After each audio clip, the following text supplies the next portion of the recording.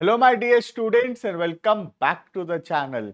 आज का क्लास हम कंटिन्यू करेंगे अपना subject corporate accounting and reporting, जो कि हमारे एनईपी सिलेबस का पेपर है।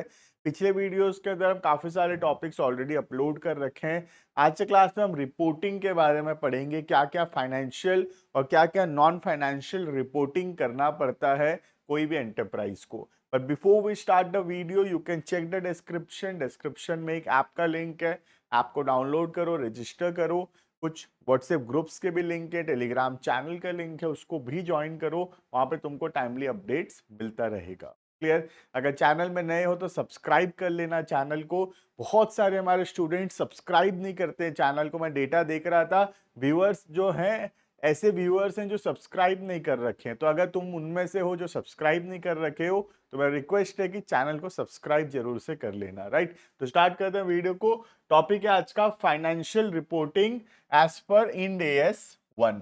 तो इंड एएस 1 के हिसाब से कोई भी फाइनेंशियल स्टेटमेंट्स के अंदर क्या क्या रिपोर्टिंग होना जरूरी है और किस प्रकार से कैसे रिपोर्टिंग किया जाएगा बुक्स ऑफ अकाउंट्स के अंदर, फाइनेंशियल स्टेटमेंट्स के अंदर। फाइनेंशियल स्टेटमेंट्स बेसिकली इंक्लूड करता है हमारा statement of profit and loss account, balance sheet, notes to accounts and cash flow statement. Right, इन सबको मिला के बोलते हैं फाइनेंशियल स्टेटमेंट्स। तो इंड एएस 1 बताता है कि कोई भी फाइनेंशियल स्टेटमेंट्स को कैसे प्रेजेंट किया जाएगा, क्या क्या रिपोर्टिंग होगा उसके अंदर। राइट, देखना, financial reporting is the process of financial reporting is the process of recording, summarizing and presenting financial data. Financial मतलब monetary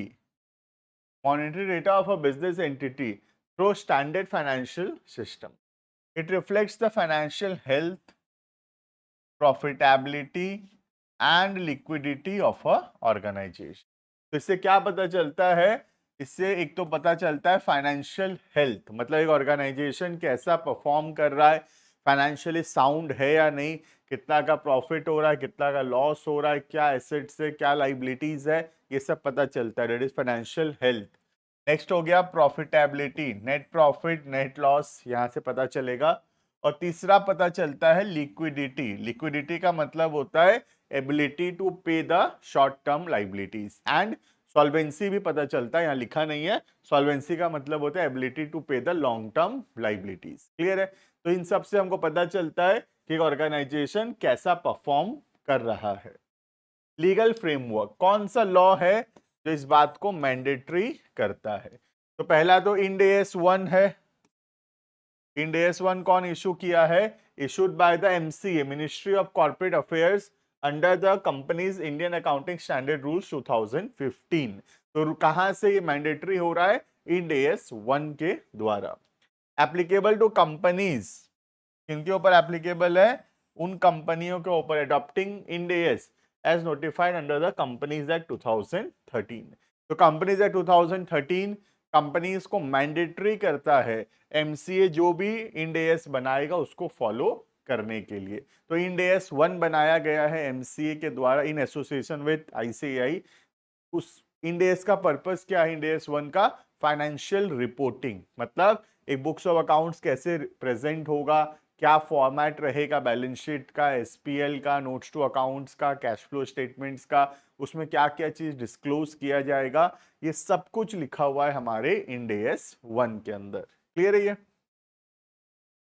नेक्स्ट, पर्पस या objectives, to provide useful financial information. तो पहला पर्पस है financial information provide करना to the stakeholders. Stakeholders मतलब जो भी company से रिलेटेड है, जैसे कि इन्वेस्टर्स या फिर लेंडर्स या any other stakeholders. Stakeholders मतलब it includes everyone affected by the company, like the shareholders, employees, investors, government, society, सबको मिला के बोलते हैं स्टेक होल्डर्स।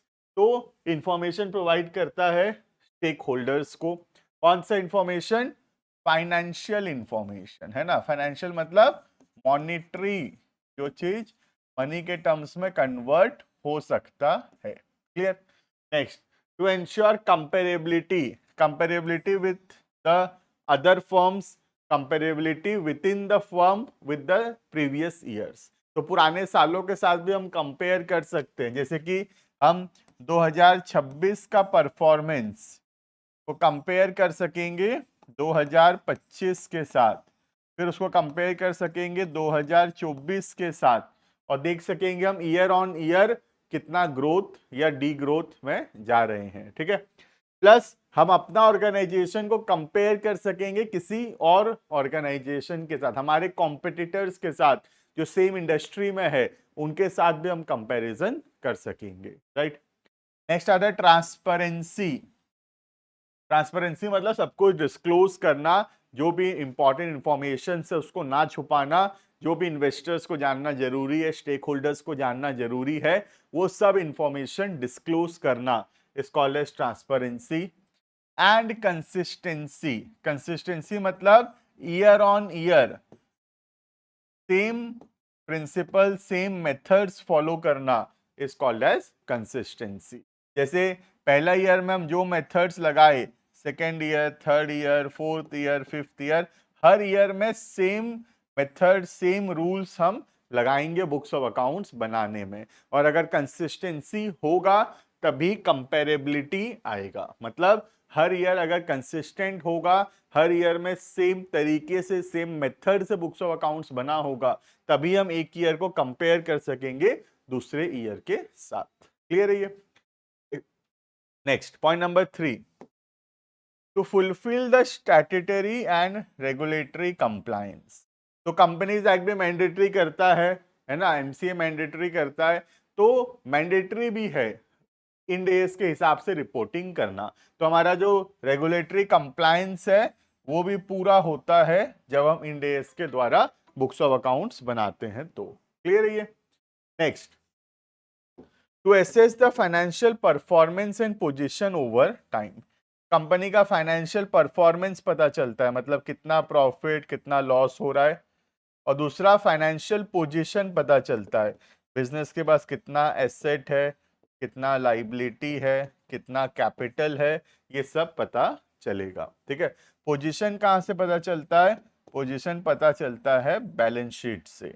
और फाइनेंशियल परफॉर्मेंस कहाँ से पता चलता है?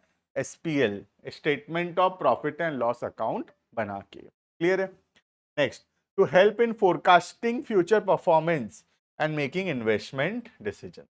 तो ये हमको हेल्प करता है फ्यूचर को फोरकास्ट करने में, फ्यूचर में कितना प्रॉफिट या लॉस होगा इस बात को फोरकास्ट करने में हेल्प करता है, और हम उससे क्या कर पाएंगे? बेटर इन्वेस्टमेंट डिसीजंस ले सकेंगे। तो आज अगर हमको अच्छे से पता होगा हमारा कंपनी कैसा परफॉर्म कर रहा है, हमारा बुक्स ऑफ अकाउंट अच्छे से बना हुआ होगा, तो हम उसके बेसिस पे फ्यूचर को प्रेडिक्ट कर सकेंगे कि फ्यूचर में कितना प्रॉफिट होगा, और उसके बेसिस में हम फ्यूचर के बारे में सही डिसीजंस ले सकेंगे। क्लियर है? तो बेसिकली हेल्प करता है हमको फोरकास्टिंग करने में अबाउट द फ्यूचर। फिर नेक्स्ट आएगा की कंपोनेंट्स। क्या क्या आता है फाइनेंशियल स्टेटमेंट्स के अंदर? फाइनेंशियल स्टेटमेंट्स में क्या क्या चीज इंक्लूड होता है ना? तो ये तो हम ऑलरेडी जानते होंगे, बट स्टिल फटाफट से देख लेते हैं। सबसे पहला हो गया बैलेंस शीट, जो कि कंटेन करता है एसेट्स, लाइबिलिटीज और कैपिटल एक पर्टिकुलर डेट का, usually at the end of the year. तो एंड ऑफ द ईयर में कितने एसेट्स है, कितने कैपिटल है, कितना हमारा equity, that is life capital कितना है, और लाइबिलिटी मतलब एक्सटर्नल लाइबिलिटी कितना है। ठीक है, ये कैसे पता चलेगा हमको? हमको बनाना पड़ेगा बैलेंस शीट। राइट, उसके बाद आता है एसपीएल, जिसको कंपनी में एसपीएल बोलते हैं, statement of profit and loss account, और नॉर्मली सोल प्रोप्राइटरशिप या पार्टनरशिप में उसको पीएल बोलते हैं। ठीक है, इसमें क्या लिखते हैं? सारा इनकम, कहाँ कहाँ से पैसा आया, क्या क्या खर्चा हुआ, और क्या नेट प्रॉफिट या क्या नेट लॉस हुआ ड्यूरिंग द ईयर, ये हमको पता चलेगा by making profit and loss account. Right, इसके बाद आता है statement of change in equity. इसमें हम बताते हैं कि साल भर में ड्यूरिंग द ईयर क्या क्या चेंजेस हुआ इक्विटी शेयर कैपिटल में, और क्या चेंजेस हुआ रिजर्व में। बेसिकली ईयर के स्टार्टिंग में कितना इक्विटी था, ईयर के एंड में कितना इक्विटी था, इसको अगर हम कंपेयर करें तो हमको पता चल जाएगा कि क्या चेंजेस आया है during the year. Similarly reserves at the opening and reserves at the closing, ये दोनों को अगर मैं कंपेयर करूं तो पता चल जाएगा क्या चेंजेस आया है इन रिजर्व्स। क्लियर है ये? इसके बाद आता है point number 4, that is the cash flow statement. Cash flow statement बताएगा total inflow and outflow of cash, मतलब कहाँ कहाँ से पैसा आ रहा है और कहाँ कहाँ पे पैसा खर्चा हो रहा है, आउटफ्लो हो रहा है। 3 एक्टिविटीज में हम आगे चल के बहुत डिटेल में इसको बनाना सीखेंगे भी। पहला एक्टिविटी है ऑपरेटिंग एक्टिविटी, दूसरा है इन्वेस्टिंग एक्टिविटी और तीसरा है हमारा फाइनेंसिंग एक्टिविटी। ऑपरेटिंग मतलब हमारे डे टू डे बिजनेस से कितना कहाँ से पैसा आ रहा है, कहाँ पैसा जा रहा है। इन्वेस्टिंग मतलब बेसिकली फिक्स्ड एसेट्स से कितना पैसा आ रहा है या जा रहा है। और फाइनेंसिंग का मतलब होता है जो शेयर्स है, डिवेंचर्स है, लोन्स है, उससे जो भी आना जाना हो रहा है पैसा का, that is included in the financing activity. Clear है? लास्ट वाला आता है नोट्स टू अकाउंट्स। तो जो भी बैलेंस शीट हम बनाते हैं, जो भी एसपीएल बनाते हैं, उसका जो डिटेल है हम देते हैं नोट्स टू अकाउंट्स में। हम सारा हमारा अकाउंटिंग पॉलिसीज, एजम्पशंस और सारे आइटम्स का डिटेल कहाँ पे प्रोवाइड करते हैं? नोट्स टू अकाउंट्स के अंदर। क्लियर है? तो एक फाइनेंशियल स्टेटमेंट्स में क्या क्या आया? पहला आया बैलेंस शीट, पहला है हमारा बैलेंस शीट, राइट। उसके बाद आता है प्रॉफिट एंड लॉस स्टेटमेंट, तीसरा आता है statement of changes in equity, चौथा आता है कैश फ्लो स्टेटमेंट्स और पांचवा आता है नोट्स टू अकाउंट्स। क्लियर है? तो ये 5 चीज आता है in the definition of financial statement. Clear है? तो ये हो गया हमारा पहला टॉपिक, जिसमें इंड AS 1 बताता है क्या क्या रिपोर्टिंग होगा, राइट। अब इसका क्या बेनिफिट्स है देखना। सबसे पहला, ऐसे अच्छे से हम रिपोर्टिंग करेंगे तो इन्वेस्टर्स के कॉन्फिडेंस को बढ़ाएगा और कंपनी का जो क्रेडिट वर्दीनेस है, कंपनी के ऊपर लोग भरोसा कर सकेंगे, कंपनी का क्रेडिट वर्दीनेस बढ़ेगा, right. Second, act as a basis for taxation. Taxation कैसे निकलेगा? जितना नेट प्रॉफिट या नेट लॉस हुआ उसके हिसाब से टैक्स देना है। नेट प्रॉफिट नेट लॉस कैसे पता चलेगा? फाइनेंशियल स्टेटमेंट्स के द्वारा, राइट। कितना डिविडेंड डिस्ट्रीब्यूट होगा ये भी पता चलेगा नेट प्रॉफिट से। कंपनी कैसा परफॉर्म कर रहा है ये भी पता चलेगा फाइनेंशियल स्टेटमेंट से। तो फाइनेंशियल स्टेटमेंट बनाना जरूरी है for the purpose of calculating taxes, for the purpose of distribution of dividend, for the purpose of calculating the performance of the company. Clear है? नेक्स्ट, और ये हमको हेल्प करेगा फ्यूचर को बेटर प्लान करने में, मैनेजमेंट को हेल्प करेगा प्लानिंग में एंड डिसीजन मेकिंग में। तो फाइनेंशियल स्टेटमेंट दिखाएगा कहाँ से पैसा आ रहा है, कहाँ पैसा जा रहा है, कितना प्रॉफिट है, कितना लॉस है, कितना लोन है, कितना एसेट है। ये सब के बेसिस पे हम बेटर प्लान्स बना पाएंगे about the future, right. And last, aids in mergers, acquisitions and investment valuation. आज 2 कंपनी मर्ज हो रहा है या एक कंपनी किसी दूसरे कंपनी को खरीद रहा है या फिर कहीं पे हम पैसा इन्वेस्ट करने का सोच रहे हैं, तो ये सब कुछ हम कैसे डिसाइड करते हैं? कंपनी का फाइनेंशियल स्टेटमेंट्स को देखकर। आज हम किसी भी कंपनी के साथ मर्ज होना चाहते हैं, किसी भी कंपनी को खरीदना चाहते हैं, किसी भी कंपनी में इन्वेस्ट करना चाहते हैं, तो हम क्या देखेंगे? हम उस कंपनी का फाइनेंशियल स्टेटमेंट्स देखेंगे। क्लियर है ये? तो ये हो गया हमारा इंड AS 1 के हिसाब से रिपोर्टिंग। क्लियर है?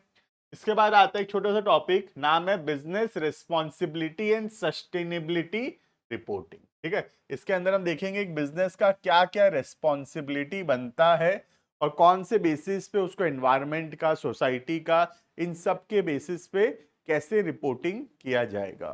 ठीक है, तो पॉपुलरली इसको BRSR बोलते हैं, business responsibility and sustainability reporting. ठीक है, क्या होता है देखना।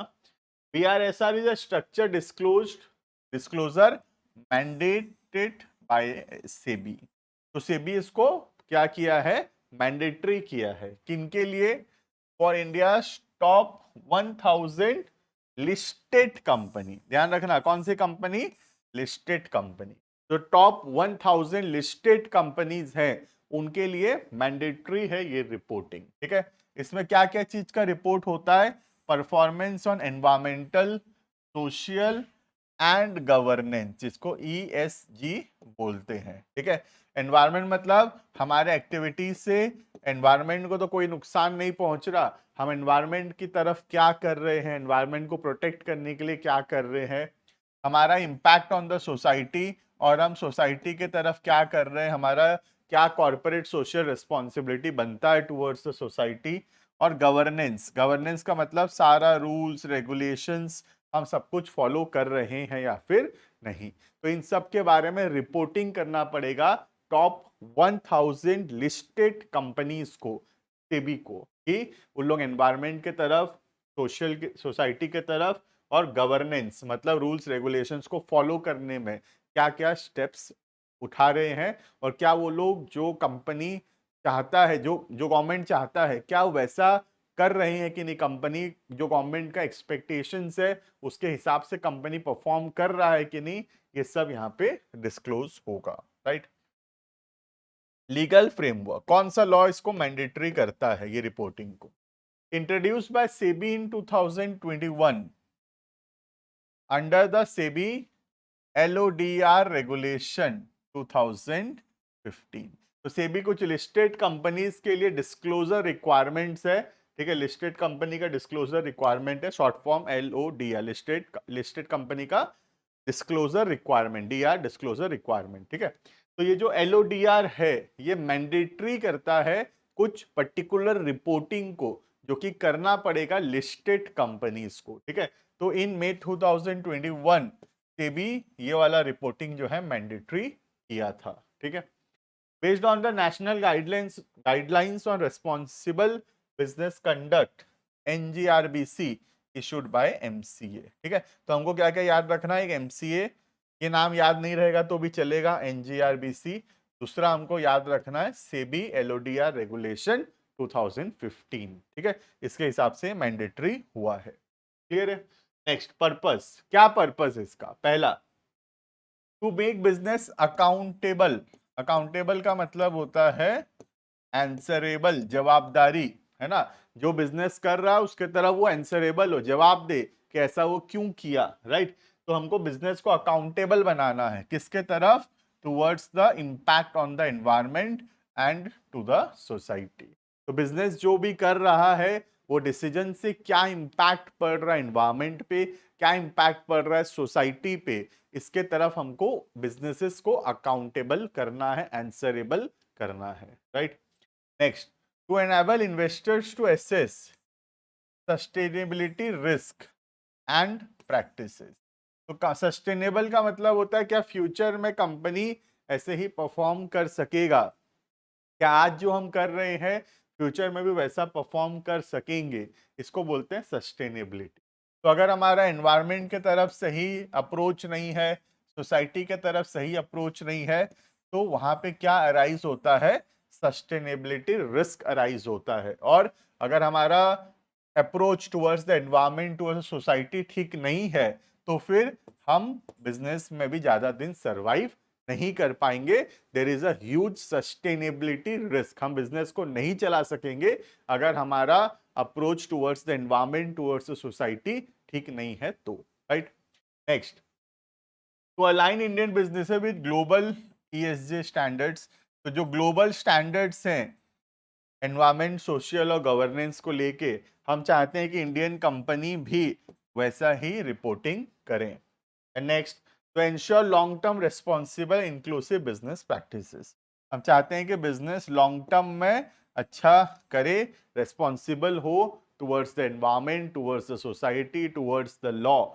और रिस्पॉन्सिबल करने के लिए ये रिपोर्टिंग मैंडेटरी किया गया है। किनको, किनके लिए? छोटे मोटे कंपनी के लिए नहीं, टॉप 1000 लिस्टेड कंपनीज। क्लियर है ये? नेक्स्ट, स्ट्रक्चर, 3 सेक्शन में डिवाइडेड है basically reporting. Section a general information देता है अबाउट द कंपनी, कंपनी क्या है, क्या नाम है, क्या बिजनेस करता है, कहाँ इसका रजिस्टर्ड ऑफिस है, ऑब्जेक्टिव क्या है, ये सब कुछ सेक्शन ए में आ जाएगा। सेक्शन बी में आता है सस्टेनेबिलिटी स्ट्रैटेजी हमारा, हम गवर्नेंस कैसे करते हैं, रूल्स रेगुलेशंस कैसे फॉलो करते हैं, क्या क्या पॉलिसीज है हमारा बिजनेस में, ये सब हम डिस्क्लोज करेंगे। उसके बाद आता है सेक्शन नंबर सी, यहाँ पे प्रिंसिपल वाइज परफॉर्मेंस जो 9 प्रिंसिपल्स दिए गए हैं उनमें से कुछ हैं, जैसे एथिक्स हो गया, ह्यूमन राइट्स हो गया, एनवायरमेंट हो गया, सोसाइटी हो गया, कस्टमर वैल्यू हो गया। इन सब के तरफ हम क्या कर रहे हैं, इन सबको इंश्योर करने के लिए हम क्या स्टेप्स उठा रहे हैं, हमारे ऑर्गेनाइजेशन में क्या पॉलिसी है, क्या रूल्स रेगुलेशंस है, ताकि ये सब चीज ठीक से हो। हमारा जो एनवायरमेंट के तरफ अप्रोच है, हमारा ह्यूमन बींग्स के तरफ जो अप्रोच है, एथिक्स के तरफ जो अप्रोच है, कस्टमर वैल्यू के तरफ जो अप्रोच है, हम कैसे इंश्योर करें कि ये सब कुछ ऑर्गेनाइजेशन पूरा करे। तो ये हमको सेक्शन नंबर सी में रिपोर्ट करना पड़ेगा कि इन सब के तरफ हमारा कैसा परफॉर्मेंस है। क्लियर है? Next, benefits. क्या फायदा होगा ऐसा रिपोर्टिंग करने से? सबसे पहला, इट इंश्योर्स ट्रांसपेरेंसी, कुछ भी छुपा नहीं रहेगा, सब कुछ डिस्क्लोज होगा। और गुडविल बढ़ेगा कंपनी का, जो कंपनी इतना अच्छा से रिपोर्टिंग करेगा, सब चीजों पे ध्यान देगा, उनका रेपुटेशन जो है बहुत हाई होगा। क्लियर है? Next, attracts ESG focused investors, जो इन्वेस्टर्स इन सब चीजों पे ध्यान देते हैं वो सब लोग इस कंपनी में इन्वेस्ट करेंगे। Right? Helps identify non financial risk and manage them proactively. तो जो नॉन फाइनेंशियल रिस्क है, जैसे एनवायरमेंट के तरफ अगर हम ठीक से काम नहीं कर रहे, सोसाइटी की तरफ काम नहीं कर रहे, कभी भी बिजनेस बंद हो सकता है। एक कंप्लेन हुआ सोसाइटी का, प्रोडक्ट में कुछ हार्मफुल डिफेक्ट्स निकला, बिजनेस बंद, तो इससे इन्वेस्टर्स का नुकसान हो जाएगा ना। तो इसीलिए इन सब चीजों पे भी ध्यान देने का जरूरत है। Clear? Next, encourages internal review of sustainability practices. और इतना स्ट्रिक्ट रिपोर्टिंग होगा तो ऑर्गेनाइजेशन अपने आप इंटरनली टाइम टू टाइम इन सब चीजों को रिव्यू करता रहेगा। तो इससे हम इंश्योर कर सकेंगे कि जो बिजनेसेस है वो रिस्पॉन्सिबल है towards the environment, towards the society, towards the rules and regulation. Clear है ये? तो ये हो गया हमारा सेकंड रिपोर्टिंग। टोटल 8 टॉपिक हम पढ़ेंगे अभी रिपोर्टिंग के अंदर। यहाँ पे 2 टॉपिक पढ़ाया मैं, एक हो गया हमारा इंड AS 1 के हिसाब से फाइनेंशियल रिपोर्टिंग, और दूसरा नॉन फाइनेंशियल रिपोर्टिंग के अंदर हमारा सस्टेनेबिलिटी जो था वो हम पढ़े। क्लियर है? आगे आने वाले क्लासेस के अंदर और भी बहुत सारे रिपोर्टिंग के बारे में कवर करेंगे। अभी इस वीडियो के अंदर इतना। Thank you and bye bye.